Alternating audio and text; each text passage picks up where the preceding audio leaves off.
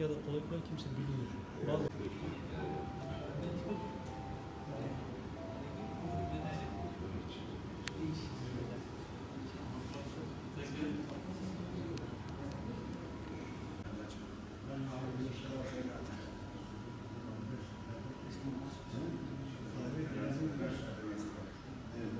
İtikafta namaz kılıyorsun, ibadet yapıyorsun. Yani dışarı çıkmak fazla yok. Fazla dünya kelamıyla konuşamazsın. Namaz, Kur'an, yani zikir ibadetle uyku. Yani normal uykunu da alıyorsun yani bundan yani uyuyamayacak bir şey yok. 5 vakit namazı buradan camiden mecbur kılıyorsun. Cemaat olmasa olmaz yani cemaatli yorulacak. Şimdi bu bir muhabbettir. Mesela bir cuma namazına gidersin nasıl insanda bir muhabbet oluyor, bir aşk muhabbet. Mesela bir topluma gidiyorsun bir oradan mesela biz gençler mesela bir düğüne gidip de oradan nasıl bir zevk alıyor, bir muhabbet alıyor. Şimdi insanlarda öyle bir yani istekle yaptığın zaman insanda öyle bir muhabbet oluyor yani istek oluyor yani gönül muhabbetinden oluyor.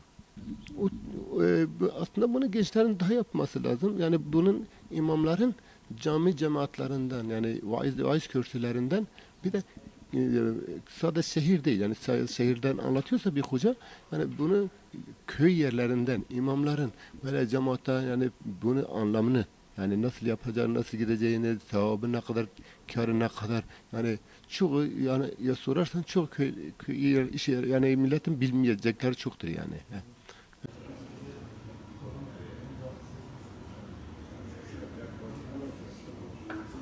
Kur'an okunuyor genellikle. Kur'an okunuyor, namaz kılınıyor, tesbihat yapılıyor, zikir, dini kitaplar okunuyor, işte salavat-ı şerifeler çekiliyor. Bu şekilde her türlü ibadet yapılabiliyor. Hakikaten baktığınız zaman itikafa giren insan sayısının az olduğunu görüyorsunuz. Bunun artmasını arzu ediyoruz. Özellikle genç arkadaşlarımızı buraya davet ediyoruz. Gelip görsünler. Hakikaten alınması gereken müthiş bir haz, müthiş bir ortam. Yani onların da teneffüs etmelerini istiyoruz bu ortamı. Araban kazasından Akbaba köyünde buraya itikaf namazının şeysine geldim. Allah herkesine nasip etsin. Hepsi herkesine Allah razı olsun.